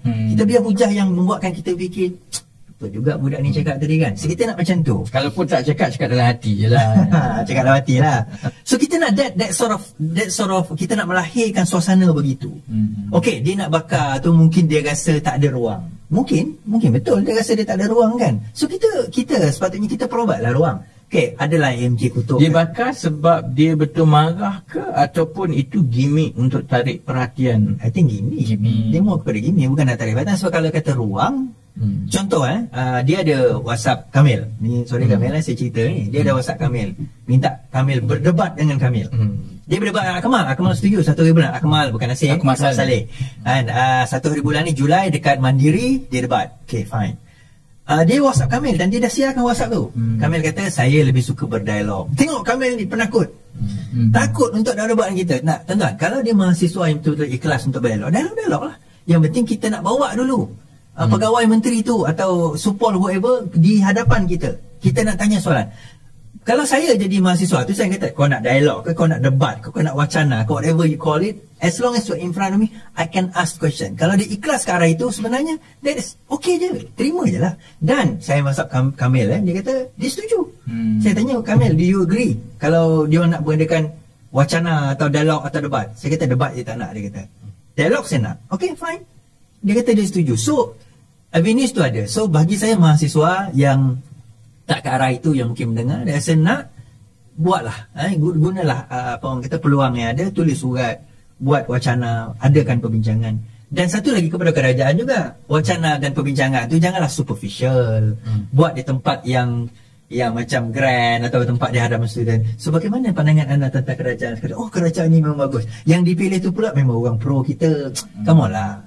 Kita dulu pembangkang yang macam budak-budak tu sekarang, yang jenis rebel against the cause. 77 ni kita membesar dalam zaman itu. Tahun ular betul. Zaman punk, zaman grunge, zaman alternative rock, metal dan sebagainya. So kita dibesarkan dengan rebel against the cause, anti-establishment. Kan, hippies, benda-benda macam tu. So, kita kena sedia, bagi saya lah, when you talk about freedom ni, avenues tu kena ada. So bila avenues tu tak ada, itu yang dia orang jadi, akhirnya dia rasa tak ada avenue satu dan berlakulah benda yang tidak sepatutnya. But I agree juga, dalam sama kita pun janganlah maki hamun dia. Right? Kau je lah pergi debat dengan dia. Saya dah pernah kau pergi belajar dengan dia orang supaya boleh menjadi moderator yang lebih keras. Baik. Webi, okay. Saya rasa kita dah tamat untuk isu. Saya tak boleh tanya soalan ke? Bukan. Dah tamat untuk isu yang team production bagi kita. Cuma kita ada masa lagi lebih, Webi. Apalah team production ni? Lama mana ni? Ni team production. Lepas ni akulah jadi team production. Ada ke production ni? Mungkin kalau kita dapat benarkan Abang Is, boleh tanya YB. Kalau aku jadi dia datang tak boleh tanya soalan, memang bakar. Silakan Abang, dengan segala hormatnya. Okey YB, ni kita dah tahu pemilihan. Ini dah habis cerita negara ni, kita cerita politik lah Pak. Ya, ada juga cerita pemilihan. Ada. Pemilihan tu dah habis. Saya tak bawa cerita pemilihan tu. Kan cerita sistem apa semua tu, apa yang disebut tu dan sebagainya dah habis dah. Yang tu saya malah nak ulang. Dan rakan-rakan kita kat luar ni, saya kena sebut jugalah Faizal Rahman, Daniel Jani, Solihin, dan sewaktu dengannya lah Arman Kebenaran. Siapa? Arman ke Amran ke? Kebenaran sewaktu dengannya kan. Dah sebut dah benda-benda tu. So sekarang ni moving forward, kita kata YB pernah hilang daripada radar politik 2019. So lepas ni dengan keadaan yang berlaku dan sebagainya, dengan YB kata rasa macam hati tu agak terluka juga, adakah lepas ni YB akan hilang lagi? Jadi berbeza, sebut banyak kali lah kan. Dulu 2019 tu saya bukan ahli parlimen. Dan hasrat, maksudnya untuk melihat kerajaan bertukar dah berlaku. Dan isyarat daripada parti pun cukup jelas kan. Maksudnya masa itu ialah maksudnya yang menang, yang jadi menteri, semua tu mereka tak mahu diganggu kan. Semua Datuk Seri Anwar pun sibuk fikir persediaan nak jadi Perdana Menteri selepas tu kan. So I think dan dari segi itu kepakaran saya lah tidak diperlukan. Kerana aku ni kaki kempen untuk turun bawah, pilihan raya pun dah menang dan sebagainya kan. If you are in my shoes, what local standby do I have then? Sebenarnya I don't have any local standby. Tak ada bukan ahli parlimen. Bukan ahli parlimen, aku orang biasa. Tak pegang jawatan. Ialah ya. dilantik, naik presiden dilantik. Dalam keadaan masa tu parti dipenuhi pimpinannya oleh sama ada menteri ataupun orang yang dah dimenang kan. Dan dia parti pun tidak ada program yang khusus untuk menang pilihan raya kerana dah menang pilihan raya. Jadi sebenarnya khidmat saya tidaklah diperlukan masa itu. If you are in my shoes, apa aku duduk terhegeh-hegeh kat situ? I have my life to run. Tapi tak ada demand ke YB untuk berada rasa, sebab lepas tu memang kita rasa kelemawan tu YB. Tak, saya tidak want, aku tak tahu lah, aku jogging masa tu. So I mean I'm a human being. Sebenarnya kadang-kadang orang lupa jugalah kan. I have a family. Lepas 2018 so aku tak ada gaji. I have to live. Kan, jadi dan sebab dah tak ada tanggungjawab dan sebagainya, it's only right lah I move on. Aku tak kacau orang pun dan aku buat laku lah kan. Of course sekarang ni berbeza kerana saya masih lagi ahli parlimen. Dan 2 tahun akan datang ni keadaan selepas itu fluid, kita tak tahu apa yang berlaku. Jadi sama juga contohnya berbeza dengan 2019. Contohnya kedudukan kewangan saya jauh lebih baik sekarang berbanding dengan lepas. Maksudnya apa yang saya pernah usahakan dia adalah hasil. So maksudnya saya ada ruang dan masa yang lebih untuk terus bergiat dalam masyarakat.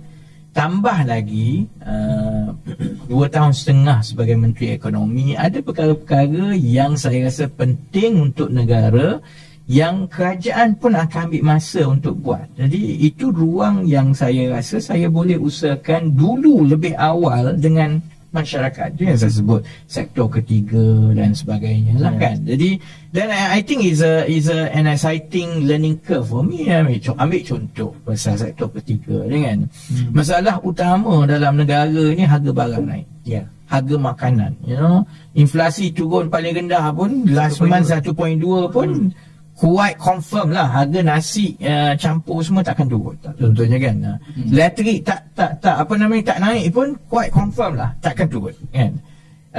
Jadi kalau ikut angka di atas, pelaporan di atas, statistik semua cantik, dia cantik lah. Tapi harga tu nak bawa kan. Jadi aku sebenarnya nak belajar. I actually want to run kedai dan buka dan bagi peluang pada budak-budak bekerja. Partly bukan sangat nak buat duit ke apalah.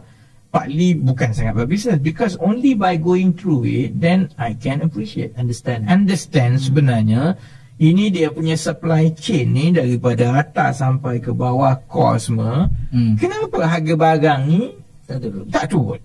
Kan sama juga ada 2-3 benda yang saya usahakan, yang saya nak usahakan. Jadi ada agenda yang saya ingat cocok. Satu untuk my learning curve sendiri, pembelajaran saya sendiri. Satu, dia membantu masyarakat, orang ada keluarga tertentu, orang tertentu yang akan dapat manfaat. Ketiganya, dia juga baik untuk masyarakat dan negara kalau kita boleh percepatkan lebih banyak social enterprise dan sektor ketiga. So, you know, when I have this line up, sebab itu masa orang tu tanya, you tak terasa ke tiba-tiba you nak lepas jadi menteri, semua ni hilang jawatan semua? You know, saya actually excited for what is to come. Because income wise okay. Income wise jadi menteri, whatever with business. After menteri, I can make more kan, sebagai businessman dan sebagainya kan. Cuma I don't know about other people kan. You know, I'm driven by challenge. I'm not driven dari segi jawatan ke kedudukan semua kan. It's a challenge. Dan challenge selalunya benda yang baru, yang so you know, bila saya dah buat keputusan beberapa bulan yang lepas quietly kan, if certain lines are crossed, I'm walking out. Sebab masa itu saya dah memang excited lah. Okay, this is my next journey yang saya nak fokus. I want to work because kalaulah ada peluang satu masa yang akan datang, it makes me a much better economist and administrator.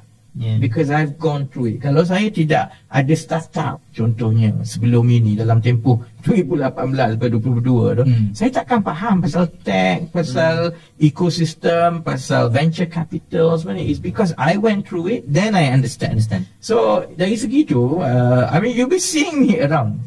So that one on that side. Tetapi you know, 2 tahun sebelum pilihan raya ni, I mean, kita start 2018 pilihan raya, YB dah start 2016, dah start untuk campaign. Are you still going to do that after this? Atau, you know, is it globally macam kita pernah buat dulu, ataupun fokus kepada your area saja ke, atau macam mana? Saya tak rasa saya ada mandat untuk boleh bercakap bagi pihak parti atau PH. No, you personally, as a person. No, as a person, I don't have the mandate. Okay. 2016 dulu lain, kerana 2016 tu oleh kerana ada kartel semua, jadi benda tak jalan.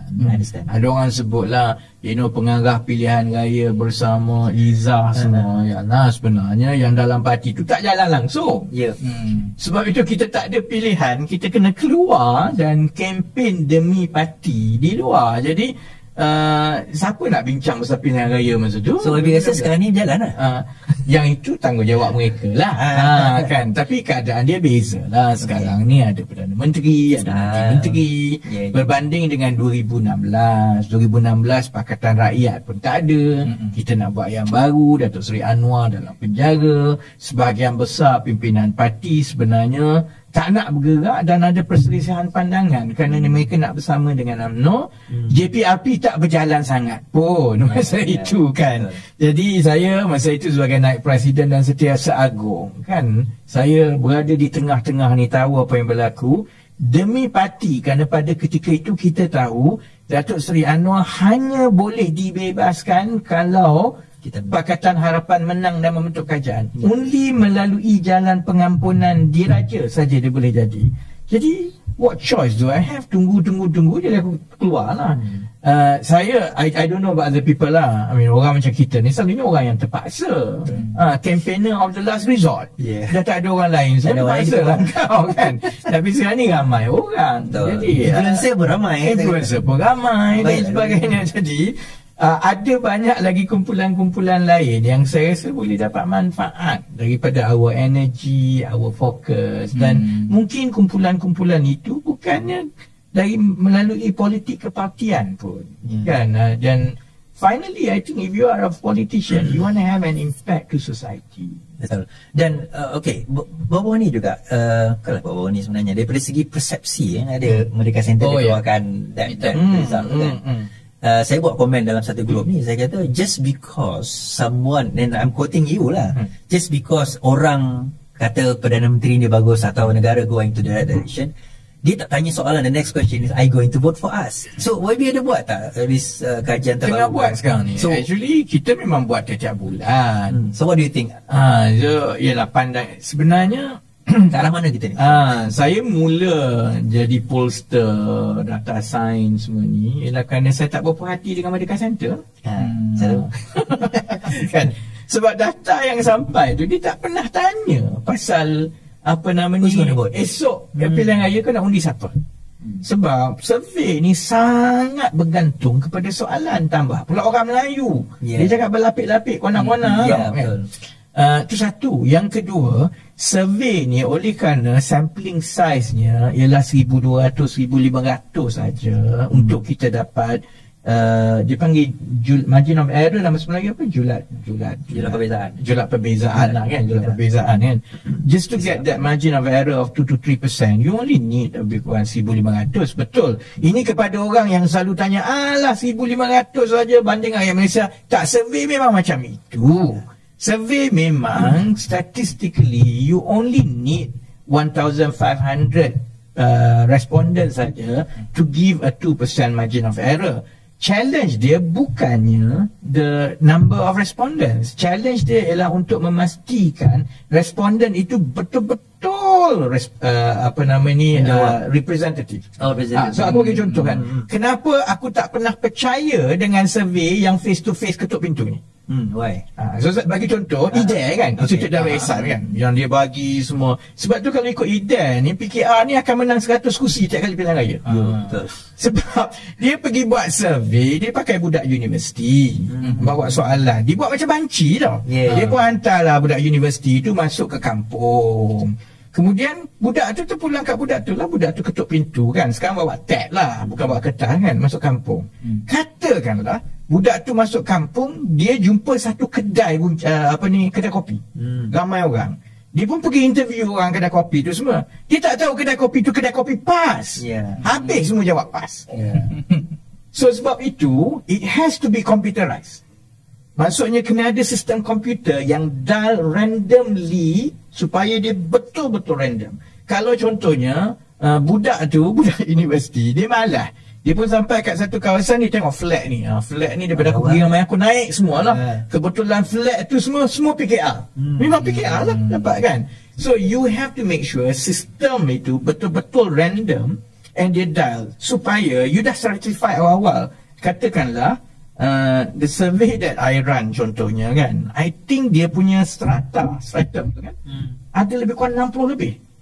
Contohnya, budak Melayu umur 20 ke 25 tahun di kawasan ini, di kampung pendidikan SPM, tak kerja. Berbeza dengan budak Melayu umur 20-25 keluar universiti, duduk kampung yang sama. Pandangan dia lain tau. Very different. So you kena ada 60 stratum ni kan. So for each stratum tu, the phone has to dial until you get the required number. Once you get that required number, barulah 1,500 so betul-betul representative. Then you weight it kepada keseluruhan rakyat. Itu challenge dia sekarang is. Rakyat Malaysia tak nak angkat phone sebab dia ingat scammer. Jadi kalau dulu we can complete one nationwide survey in 2 weeks, sekarang kadang-kadang 3 minggu tak habis lagi lah.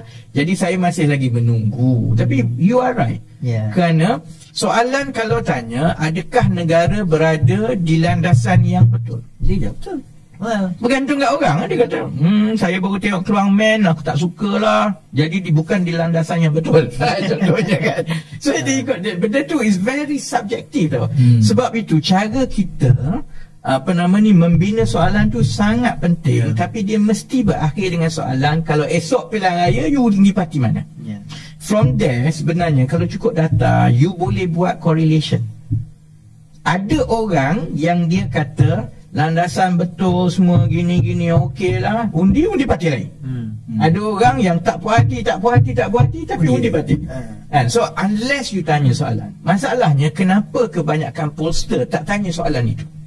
Sebab dia susah payah ni, dah tanya 10 soalan, sampai kat situ tanya esok undi apa, dia letak. Jadi untuk dapatkan satu orang yang menjawab penuh dan sanggup beritahu dia nak undi siapa, mungkin you kena bercakap dengan 50 orang. Jadi panjang, susah, mahal. Dan kena cari pula yang kena cari pula spesifik stratum masing-masing tu. Jadi lebih mudahlah tanya, adakah negara berada di landasan yang betul? Okay. Daripada semua survey, the last survey that you did sebelum dia result pada ni, should we worry Perkataan harapan? Saya dah sebut masa kempen. But yalah, after that, should we still worry? Well, saya tak boleh nak kata sampai kita dapat the data lah. Kan data. But during the campaign itulah saya tahu. Yang itu yang latest yang saya dapat, dan memang saya dah sebut Pakatan Harapan patut, terutamanya PKR dan Amanah, kan, patut bimbang. Sebabnya ialah kerana penurunan sokongan pengundi China dan India tu adalah drastik untuk tempoh 2 tahun. Jadi kalaupun dia tak berkadar langsung begitu, dan kita dah tengok dalam pilihan raya kecil yang lalu, memang kadar keluar mengundi itu dalam 40 ke 45% saja. Buatlah macam mana pun kan. So walaupun mengatakan 55%, puas hati dengan Perdana Menteri, the direction of the country is going to the right direction, kerajaan perpaduan ni yang terbaik, whatever percentage dia, sebenarnya kita kena risau sebenarnya. Kalau saya tak boleh ingat in detail month by month lah data daripada Merdeka Center tu kan. Tapi berdasarkan 2 soalan itu kan, negara berada di landasan yang baik dan juga approval rating PM kan. Cuba tengok bulan Jun, Julai, Ogos 2023. Masa kita ada PRN. Angka dia lebih kurang sama tau. Dekat situ. Sebab PM bermula kalau approval rating 60%. So it was sliding down by that. Dia dalam 50% lebih lah. It's around that. Berpeluh gitu. PKR menang berapa je kursi Don masa tu. Selangor berapa je. Kemudian Kedah 2. Kan. Penang taklah, tak pilihan raya kan. Negeri lain, Negeri Sembilan berapa? 5? Negeri Sembilan. Kan, jadi sebenarnya itu yang kata correlation and causation tu antara two number. Jadi kalau kita kata 55, oleh kerana soalan nak mengundi siapa tu tak ditanya. Betul. Jadi Padahal 55% masa tu. Kalau kita tengok balik, we transpose balik to that period. Maksudnya end of quarter 2 and half of quarter 3 2023, result and approval rating yang begitu menghasilkan keputusan PRN yang begitu. So, you know, I mean, kalau you biasa memproses data dan tengok ni, kita belum keluar daripada choppy water lah. Jadi baguslah orang nak lambung dan sebagainya, itu bagus. Tapi perlu juga ada budak-budak jahat yang memberi peringatan so that you are not too comfortable. Will you keep on feeding the data kepada public lepas ni? Tak tengoklah macam kalau dia nak, dia kena jumpa. Depends lah kan. Sebab selalunya the surveys yang kita buat sebenarnya commission. Dan commission by clients. Cuma dia bergantung kepada arrangement dengan klien lah. Ada klien dia tak nak data tu keluar because dia bayar. Betul kan. So it depends lah. Baik, abang ada lagi? Banyak, tapi itu podcast lain. Ada podcast lain ya bang? Saya akan ada podcast dengan YB Revisi. InsyaAllah kita akan datang. Okey, baik. Ini apa sejam lebih? 1 jam 30 minit YB. Okey, saya itu saja sesi episod kedua podcast yang berhenti menteri. Podcast yang berhenti menteri kali ini. Sehingga kita berjumpa lagi pada akan datang. Tak semestinya saya moderator. Itu saja. Kontrak akan disemak setiap minggu berdasarkan rating di luar. So korang kalau nak dia kekal, type 1 ataupun like lah banyak-banyak kan. Like lah banyak-banyak. Kesianlah kan dia. Tak apa, saya tak kira. Itu saja. Kita jumpa lagi akan datang. Terima kasih. Assalamualaikum dan selamat malam.